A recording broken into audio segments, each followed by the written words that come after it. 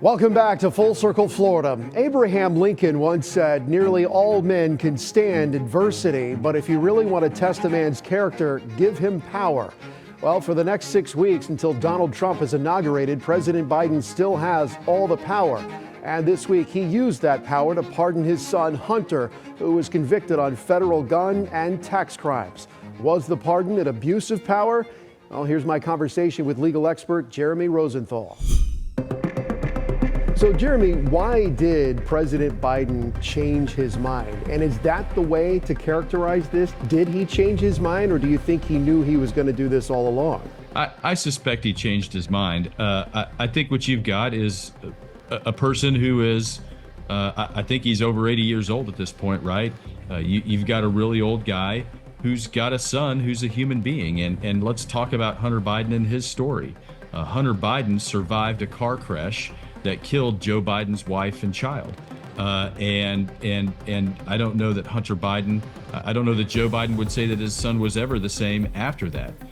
And the thought that his son could go to a federal prison where anything could happen to him, where he could be brutalized, where somebody could try to exact some revenge against him, the idea that that could happen. You've got a father here who has exercised a magic wand, if you will. I'm a criminal defense lawyer. People come into my office all day, every day, and we get a lot of aunts and uncles and spouses and moms and dads of people who are charged with a crime. What they wouldn't give to have that magic wand for their child. Now, again, you've got the added layer of complexity that he's the president of the United States. I think if there's any triggering factor here, it is that the people that Donald Trump has pledged to put on his cabinet, Pam Bondi from the Justice Department, Kash Patel for the FBI. These people have pledged to pin their ears back and keep going after Hunter Biden. And I think it's, you can look at it a bunch of different ways, but I think Joe Biden would tell you that, look, you expect me to stand on principle here when these people are just going to kind of keep coming at my son after 10 years of not really finding anything. I think that he's basically told his own party and the Republicans, enough, I'm done, we're just going to do this. Well, why do you think he didn't just say that from the beginning? And I also am genuinely curious if he knew what he was answering, because if you go back to the interview with David Muir with ABC News, when David asked him pretty much point blank, will you respect the jury's decision, Biden gave this kind of like weak, whispery answer to that question. It was a yes, but it was one of those where you, in the moment, you're looking at that now, based on everything we know since, and you're wondering, did he really know what he was answering? Was he there in that moment? Or did he know exactly what he was doing, and he knew he would hold the cards, no matter if he won the election or lost the election or didn't run, as it turns out, that he would have the ultimate opportunity to pardon his son, but he didn't want to say it at that time. There are lies that we tell other people, and there's lies that we tell ourselves. Did Joe Biden always know that he was going to do this? Maybe. Only Joe Biden knows that, and he'll never tell us otherwise. Is he lying to himself the whole time, and that he was never going to pardon him, and maybe in the back of his mind he always sort of knew that he would? Again, we don't know. If there's a surprise here to me, it's that, look, we had sentencing that was going to take place in 2 weeks. And you've also got the federal sentencing guidelines, which are an objective measure of what a judge should do in these circumstances. By all accounts, the federal sentencing guidelines probably would have put Hunter Biden between 1 year and 2 years in the federal penitentiary. I didn't see a lot of harm in letting that part of it play out.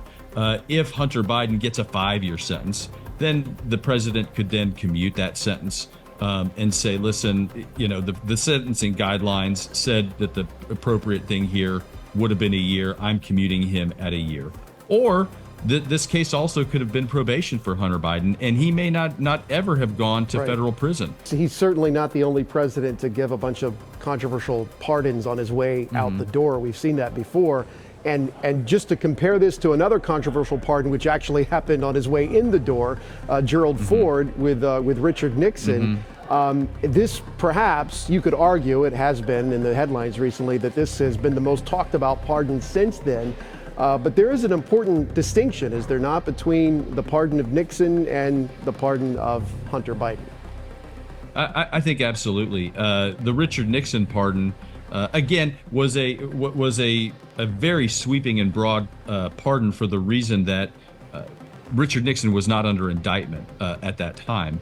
There were a lot of potential charges that were out there, and the only real way to deaden it and make it all radioactive is to just say, look, I'm just going to pardon you for any crime that you may have committed against the United States from this date to this date.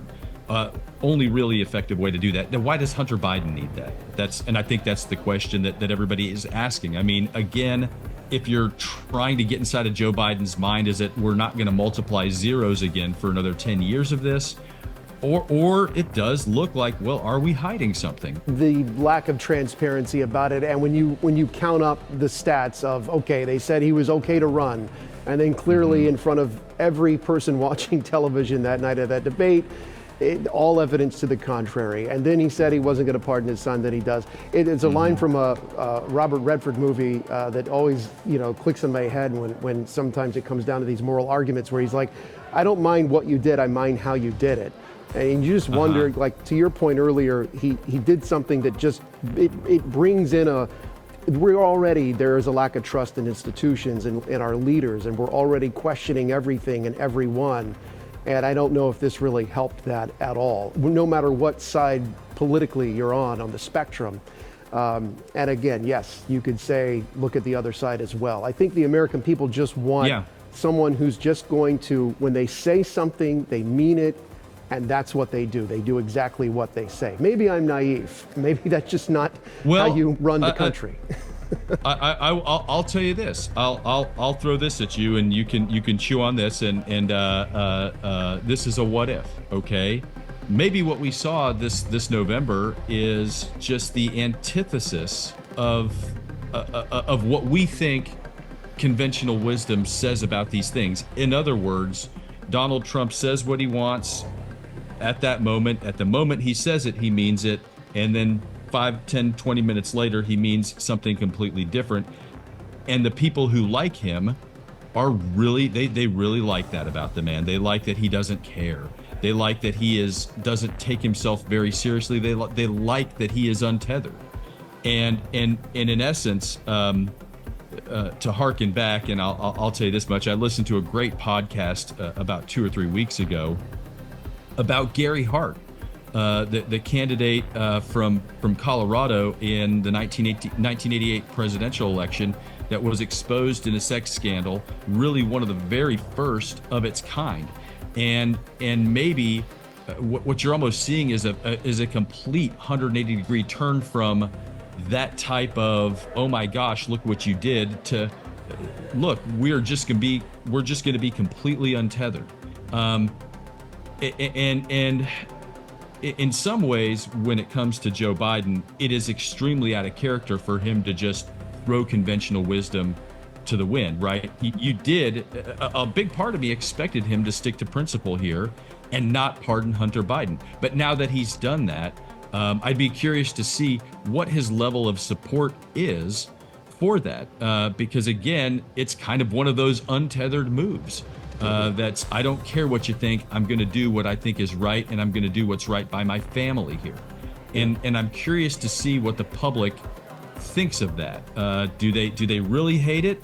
Are they upset that he's been dishonest, or do they get it? I don't know. Yeah. I really don't. Well, as they say, or as the good book says, he without sin cast the first stone, and maybe it just comes down to a deeply psychological rooted thing where a father's protecting his son. A fascinating conversation, Jeremy Rosenthal. Always appreciate your insight. Thank you, sir.